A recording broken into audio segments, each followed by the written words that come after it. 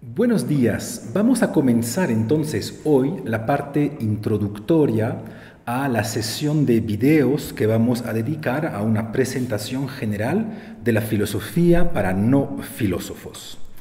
Y vamos a comenzar de manera muy simple y de manera relativamente clásica, preguntándonos qué es lo que la gente dice acerca de la filosofía o cuál es la percepción que la gente tiene si es que les preguntamos qué es para ti la filosofía. Razón por la cual podemos decir que vamos a comenzar pues con un pequeño ejercicio de lenguaje ordinario sobre la filosofía. Y se suele decir que la filosofía está vinculada con los problemas más profundos de la humanidad, con los problemas a la vez más importantes y más graves con los cuales tuvo que enfrentarse la humanidad a lo largo de su historia. Y de hecho siempre encontramos en la percepción común de la filosofía pues que ésta trata de principios, que trata de fundamentos y que trata de hecho de problemas tan importantes que nadie pudo hasta ahora encontrar respuestas realmente definitivas para estos.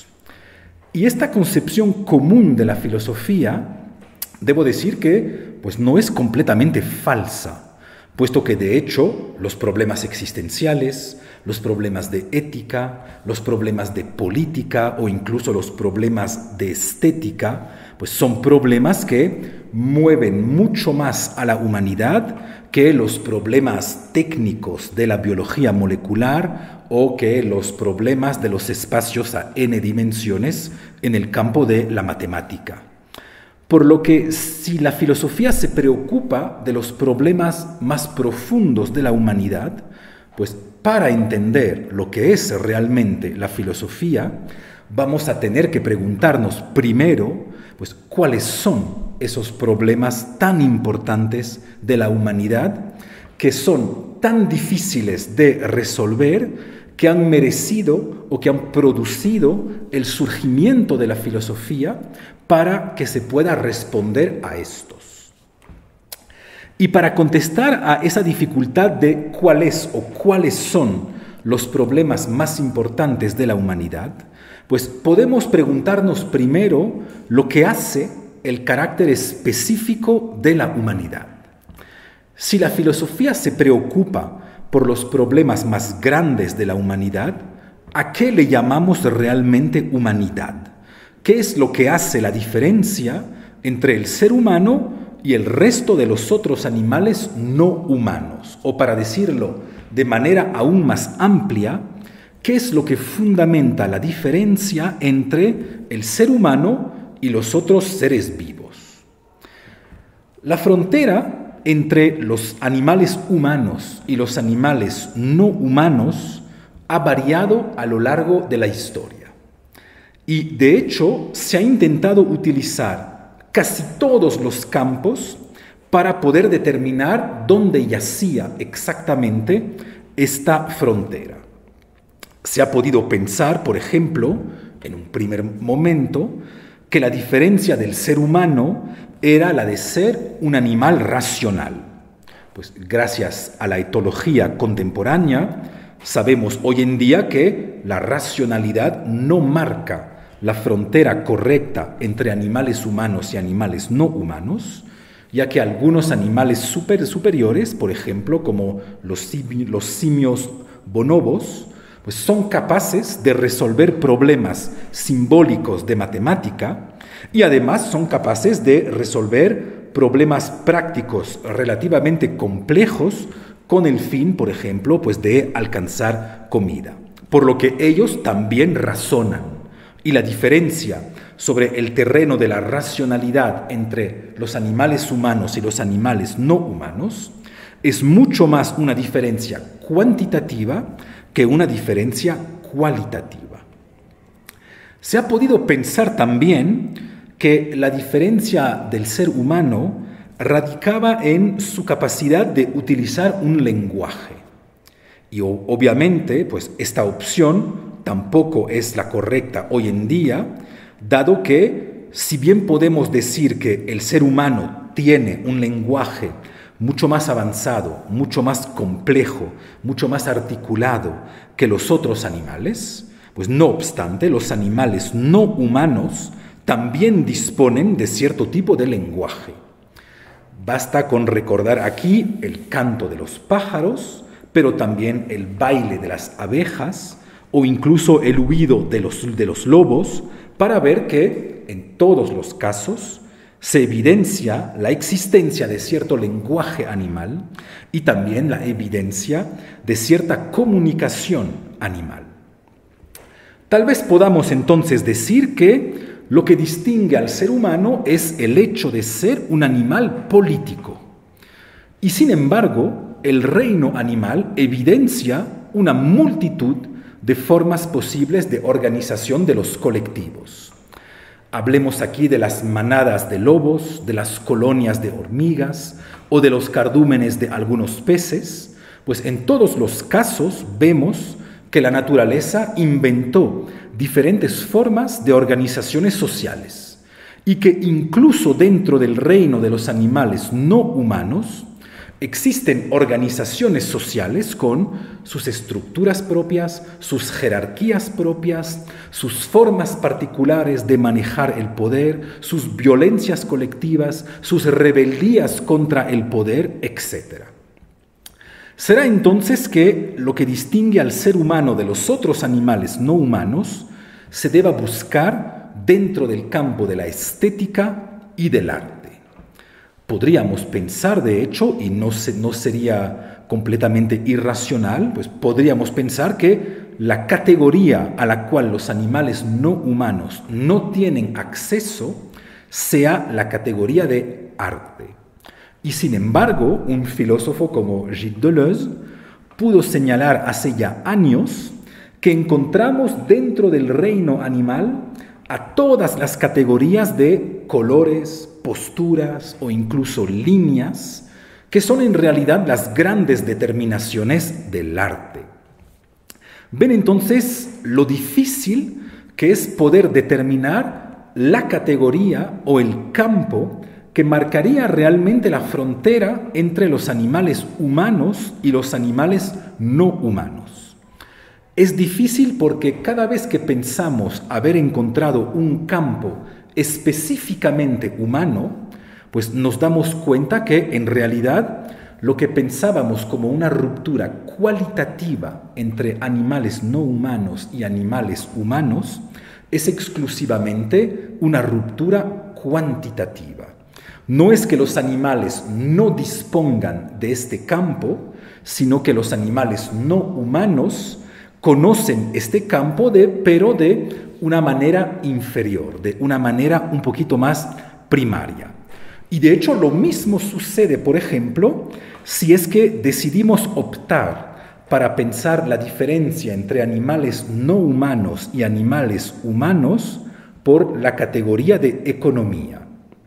Bien sabemos que los animales no humanos conocen, por ejemplo, los fenómenos de trueque que se asemejan a ciertas relaciones económicas y que otros animales parecen literalmente almacenar comida para los tiempos difíciles, lo que también tiene algo que ver con algún tipo de comportamiento económico. Más aún si recordamos aquí que la palabra economía proviene en realidad del griego oikia, que significa la casa, y que por lo tanto si la economía tiene algo que ver con el cuidado de la casa, pues los animales también ejercen dentro del campo de la economía. Hasta la misma ética y la misma moral parecen revelarse hoy en día dentro del mundo de los animales no humanos, con todos los trabajos científicos que muestran de qué manera la ética puede fundamentarse dentro de una biología evolucionista, razón por la cual podemos ver cierto altruismo en los comportamientos animales y hasta el mismo sacrificio de algunos de ellos con el fin que otros se puedan salvar. Hasta el mismo sentimiento de injusticia que algunos ven dentro de todos los seres humanos, pues parece estar presente dentro del mundo de los animales no humanos. ¿Cómo entonces vamos a poder diferenciar al animal humano del animal no humano para entender cuál es esta pregunta fundamental que tanto animó a los seres humanos y a la cual pretende responder el mismo surgimiento de la filosofía? Pues para poder avanzar más sobre el camino hacia esa pregunta, debemos preguntarnos qué es lo que debe encontrar un arqueólogo o un paleoantropólogo sobre algún terreno para poder decidir con certeza que sobre este territorio pasaron seres humanos o como mínimo ancestros prójimos, ancestros cercanos a lo que podemos determinar como seres humanos. ¿Cuál es, por así decirlo, la marca o el rastro de la humanidad? Pues lo que más evidencia la presencia humana sobre un territorio es, paradójicamente, el hecho que encontremos algún rastro de su ausencia. No que encontremos su ausencia, sino que encontremos el rastro de su ausencia, es decir, la presencia de su ausencia. Y esto obviamente es lo que encontramos dentro de las tumbas o dentro de cualquier rastro de rituales funerarios. La humanidad se define ante todo por el hecho de mantener ciertas relaciones con la muerte, por el hecho de tratar a los cadáveres de cierta manera que no se puede asimilar completamente con la manera según la cual tratamos a los otros objetos. Y de hecho, para la humanidad, el cadáver no es un objeto, o como mínimo no es únicamente un objeto, es algo más. Vean, por ejemplo, ustedes cómo en algunos países de Sudamérica se celebran a los muertos, incluso a veces comiendo en los cementerios sobre las mismas tumbas, tal como si estos no hubieran completamente desaparecido, tal como si no se hubiesen completamente ausentado. También sabemos que toda cultura humana dispone de sus monumentos, que bien es cierto pueden tomar formas radicalmente diferentes, pero siempre existe esta idea que cuando aparece la humanidad, también aparece el deseo de conservar dentro de la presencia, con monumentos, a personas que por diferentes razones tuvieron que ausentarse. Y recordaremos aquí que durante muchos siglos el cementerio estaba literalmente al centro del pueblo y que todos vivíamos o bien alrededor del cementerio o bien en algunas ocasiones sobre el mismo cementerio. Y no es sino muy recientemente que probablemente por razones financieras de los costos de los terrenos al centro de las ciudades, pero también por nuestra voluntad muy contemporánea de esconder a la muerte, que los cementerios han sido desplazados fuera de los pueblos y fuera de las ciudades. Si ven que la geografía urbana de los cementerios nos dicen algo del mismo proceso con el cual apareció la humanidad. Por lo que literalmente durante muchos siglos vivíamos rodeados de nuestros muertos y muy cerca de ellos, tal como si la cultura humana pudiese asimilarse al hecho de vivir con más muertos que con personas vivas. Y me imagino que es algo que todos conocemos, por ejemplo, con el hecho que pasamos mucho más tiempo con artistas fallecidos, con filósofos fallecidos o con deportistas fallecidos, pensando en ellos, leyéndolos, escuchándolos, que con el vecino que vive a 10 metros de nuestra casa. Tal como si la cultura humana fuese la suma de todos los muertos con los cuales de diferentes maneras y por diferentes caminos, seguimos viviendo. Por eso existen grandes similitudes entre las bibliotecas y los cementerios, porque las bibliotecas son también el lugar en el cual duermen nuestros muertos. Duerme por un lado nuestra cultura, porque duermen ahí nuestros muertos. Y verán que exactamente tal como en los cementerios, en las bibliotecas se requiere silencio, se requiere tranquilidad y se requiere respeto para que nuestros muertos puedan descansar. Parece entonces que la gran ruptura entre animales humanos y animales no humanos se pueda pensar dentro del hecho de ser consciente que somos mortales, o como mínimo con cierta relación que los animales humanos mantienen con la muerte. Bien es cierto, incluso sobre este punto, que hoy en día hay personas que cuestionan esta diferencia con la existencia de algunos cementerios animales, con el hecho que de manera periódica ciertos animales regresen en esos cementerios, o incluso con algunos etólogos que fueron hasta describir ciertos fenómenos de lutos por el cual parecen pasar ciertos animales. Pero los griegos obviamente no conocían esos fenómenos descritos de manera precisa por la etología contemporánea. La diferencia humana que necesitamos entonces para pensar el surgimiento de la filosofía es el hecho que el ser humano es el animal consciente de su mortalidad, consciente de su finitud. Y notarán que de manera voluntaria hablo aquí de mortalidad y no de muerte, ya que el problema al cual se enfrenta el ser humano no es realmente el hecho de morir. Lo que distingue a los animales humanos de los animales no humanos no es el hecho que seamos mortales, puesto que los animales no humanos también mueren. La gran diferencia es que somos conscientes que somos mortales, conscientes que somos finitos. Y más aún, somos conscientes que la muerte puede llegarnos en cualquier momento.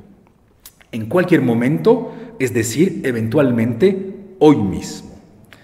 Y no se debe confundir el problema de ser mortal con el problema de saber o de tener conciencia que somos mortales. Si fuéramos mortales sin saberlo, no nos preocuparía en realidad tanto el problema de la muerte, y no sería la muerte un problema tan importante para la humanidad.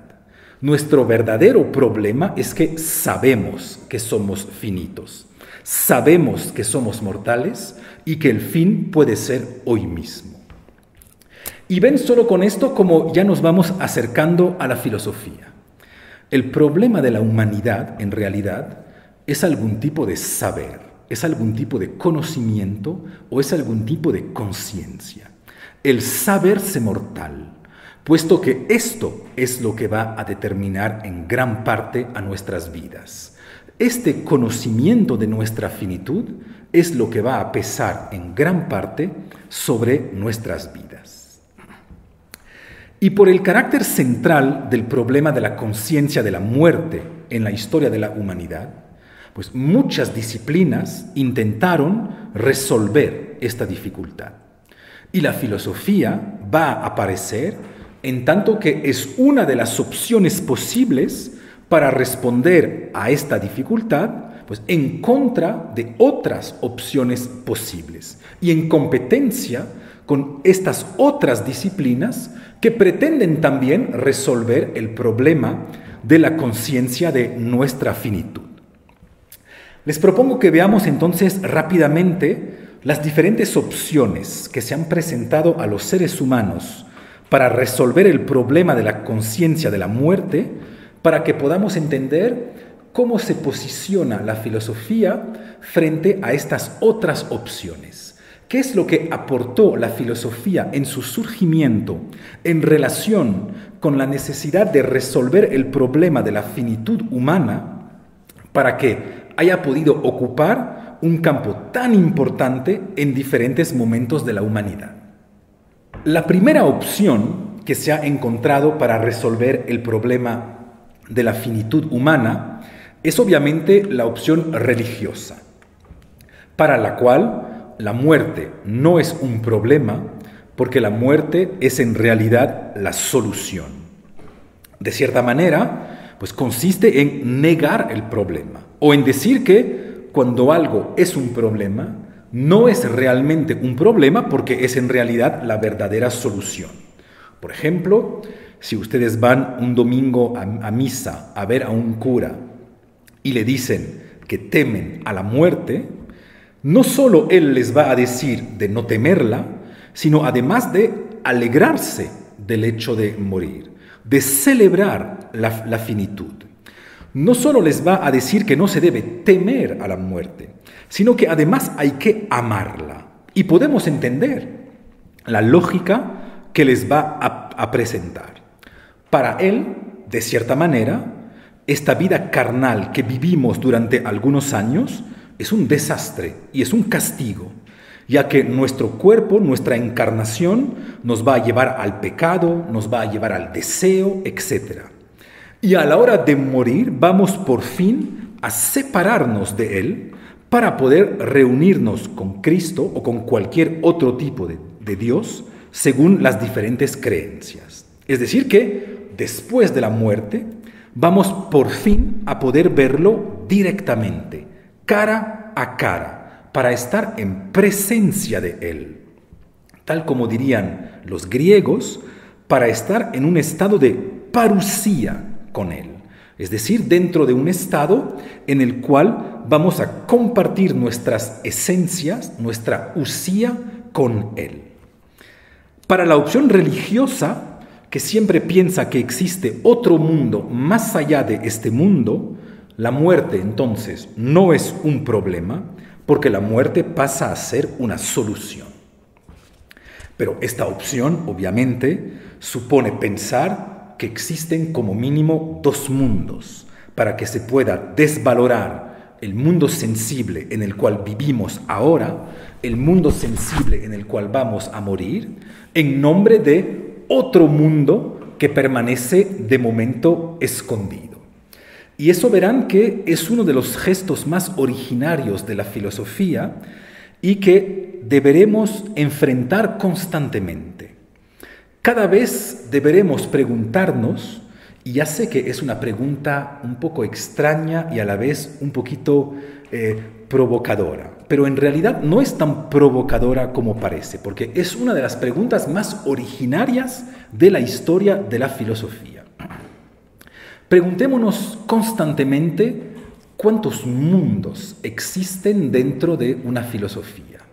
Y veremos a medida que vayamos avanzando que muy pocas filosofías asumen que existe un solo mundo.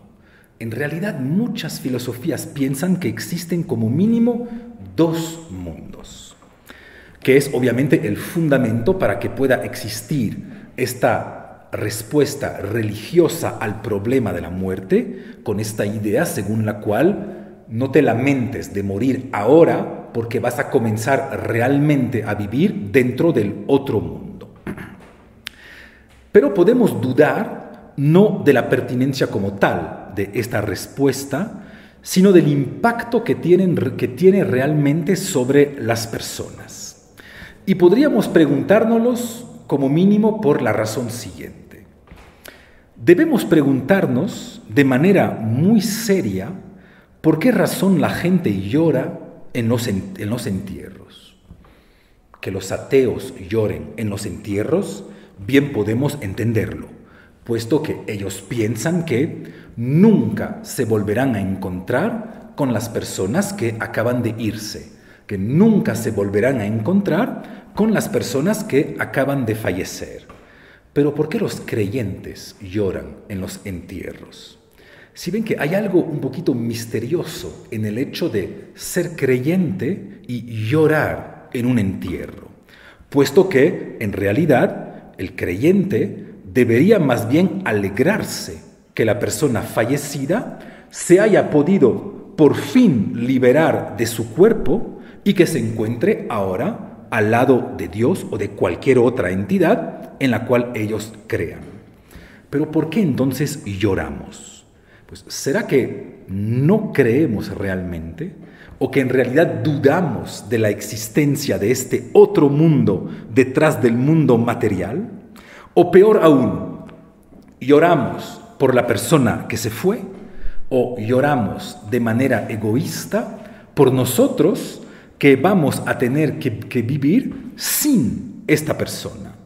Pero de ser así, el llorar ya no sería algo que evidencia empatía o compasión, sino sería algo más bien que evidenciaría nuestro propio egoísmo.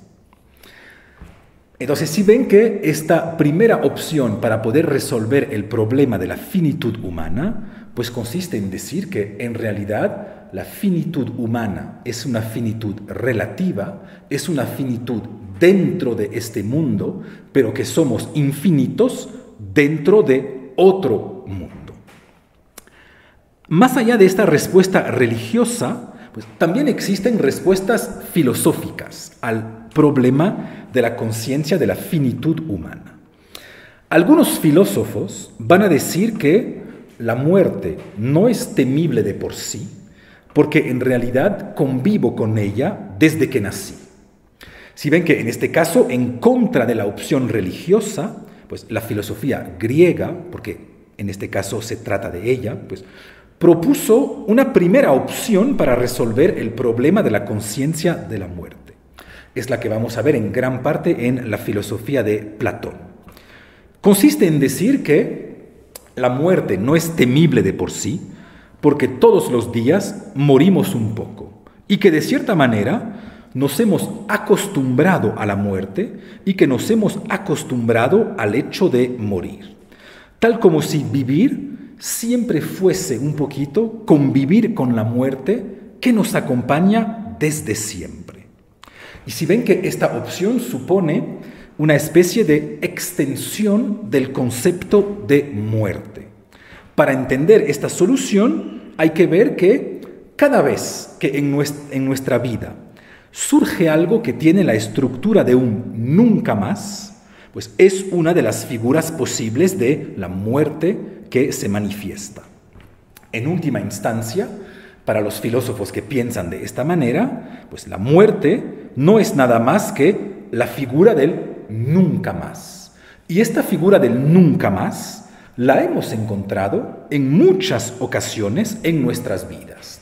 Por lo que en realidad nos hemos encontrado con la muerte en muchas ocasiones, razón por la cual no debemos temerla tanto. Por ejemplo, mi niñez falleció. Falleció porque no regresará nunca más. Se fue para siempre. Mi adolescencia murió. De la misma manera, mi primera relación amorosa también falleció y nunca regresará.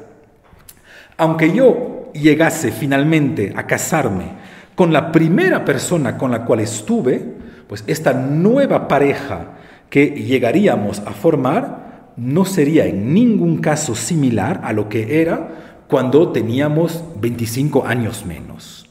Por lo que en realidad nunca podremos volver a amarnos tal como lo hemos hecho cuando teníamos 20 años. Por lo que incluso una misma pareja no es la misma relación. Y podríamos demultiplicar los ejemplos casi al infinito, porque en realidad cada día que vivimos es una especie de nunca más, dado que nunca volverá a presentarse exactamente de la misma manera. Nada de lo que hacemos, nada de lo que vivimos se volverá a presentar de la misma manera. Por lo que en realidad todos hemos experimentado ya en muchas ocasiones la muerte, hemos muerto ya muchas veces en nuestras vidas Y la muerte biológica no será sino una experiencia más de la muerte, una experiencia adicional de las múltiples muertes por las cuales ya hemos pasado, razón por la cual no hay por qué temerle.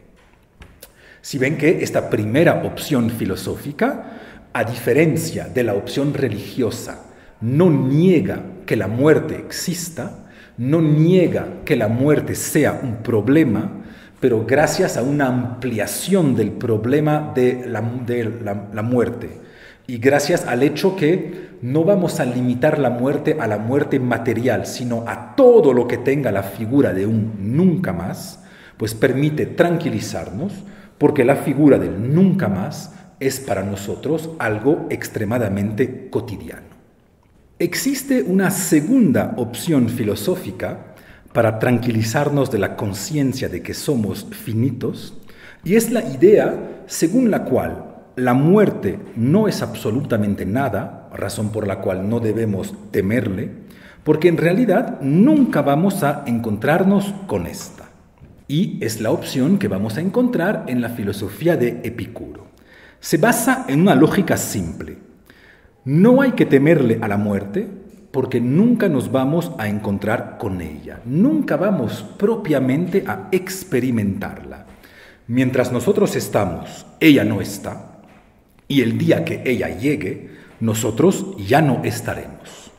Por lo que si ven que es la idea según la cual, como al morir, pierdo hasta la capacidad de experimentar cualquier cosa, pues la muerte me hace perder la posibilidad de experimentar al hecho de morir, puesto que para poder experimentar el hecho de morir, debería de cierta manera sobrevivirle a la muerte y por lo tanto no morir, para darme cuenta de lo que significa realmente morir.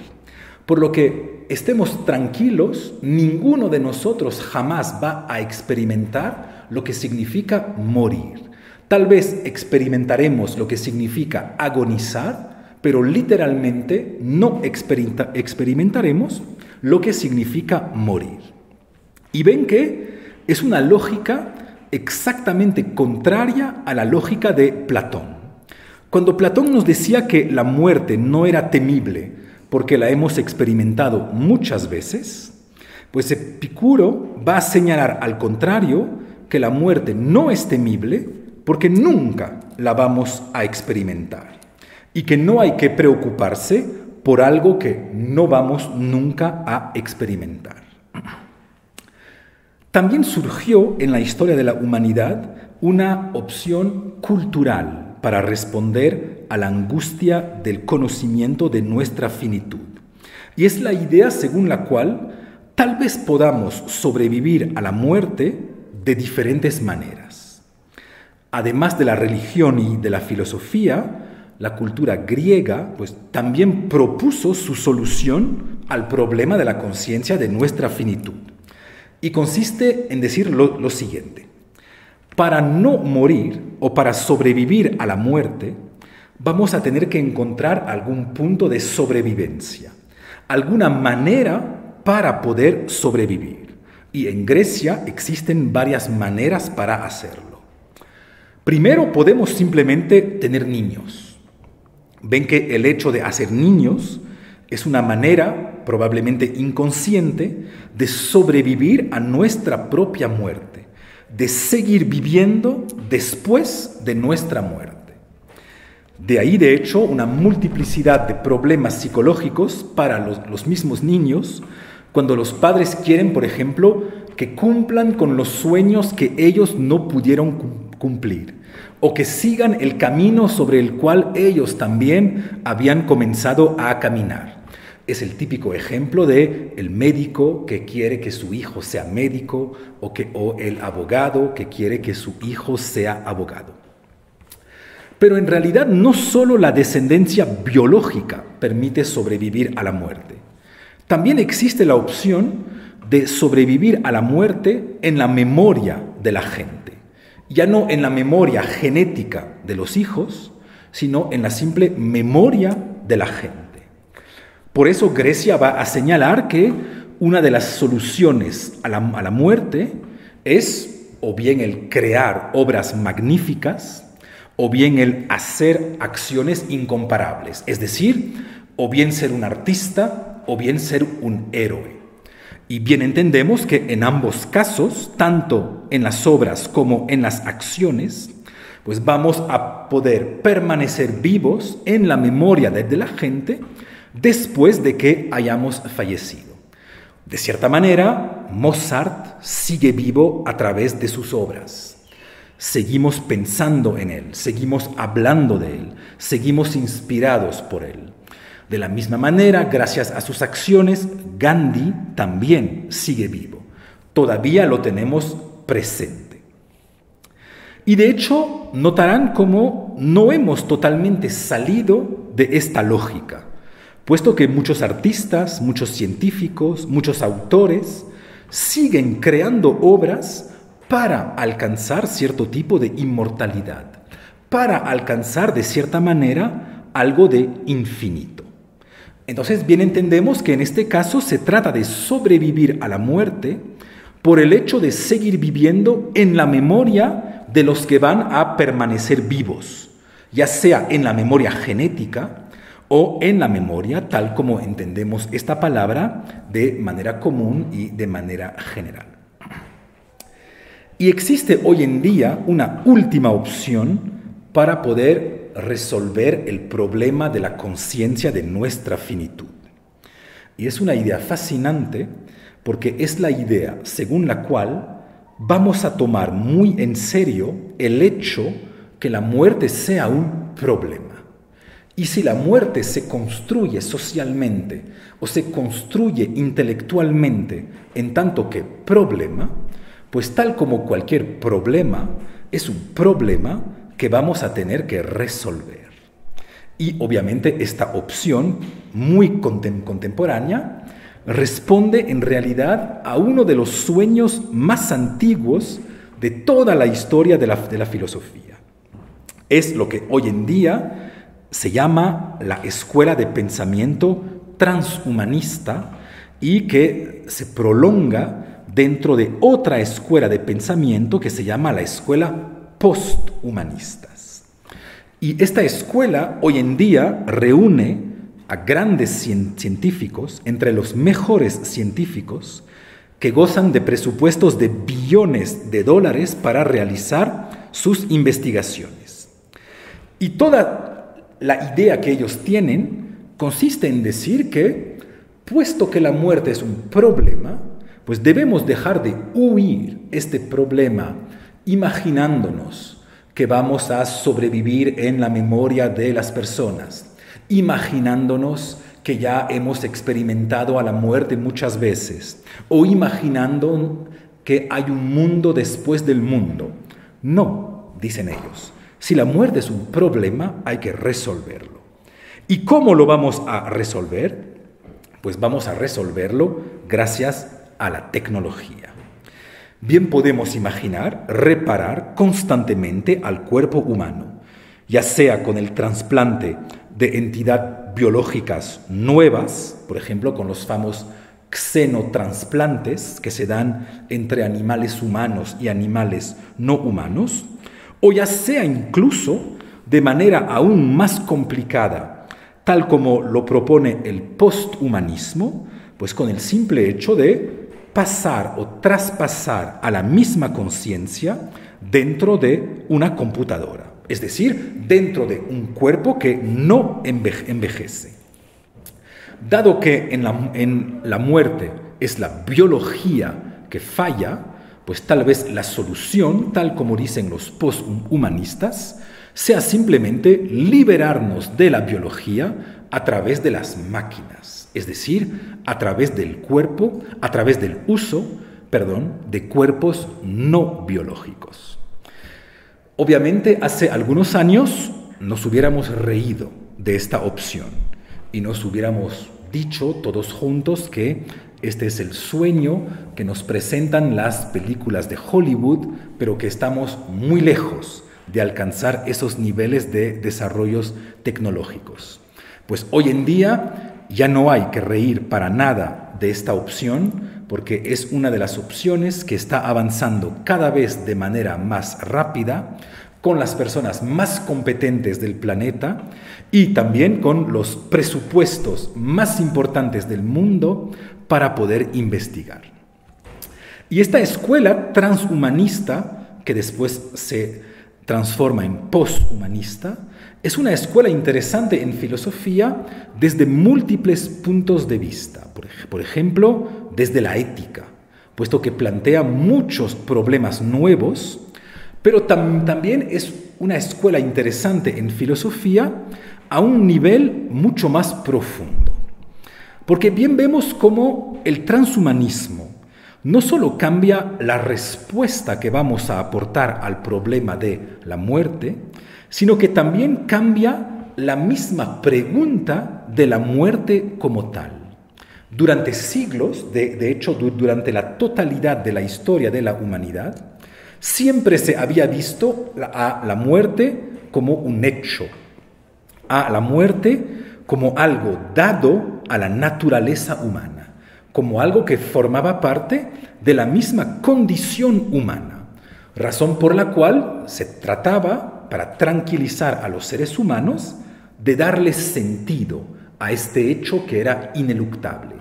Como no podíamos modificar el hecho como tal, como éramos mortales y no había nada que hacer en contra de esto, pues para resolver la dificultad íbamos a modificar el sentido que íbamos a darle a este hecho ineluctable.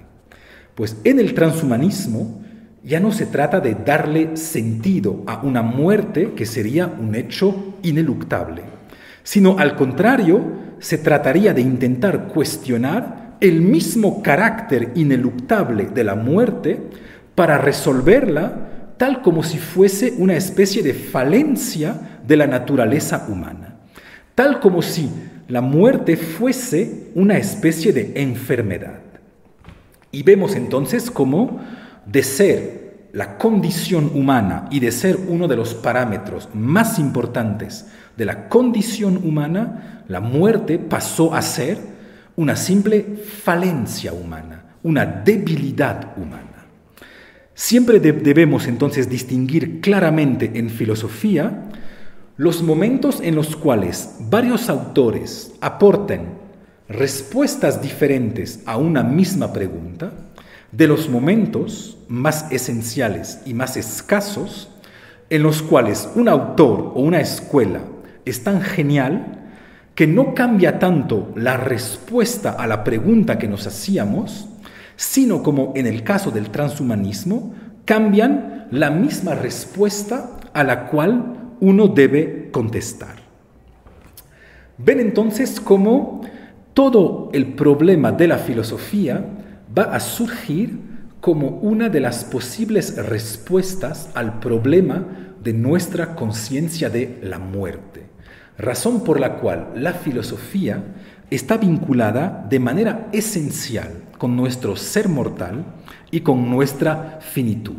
Se intentó resolver de manera religiosa, se intenta resolver de manera técnica, se intenta resolver dándole diferentes tipos de sentidos, pues veremos en el próximo video que también la filosofía se debe pensar en su mismo surgimiento griego como una de las opciones con las cuales la humanidad intentó responder al problema de sabernos mortales.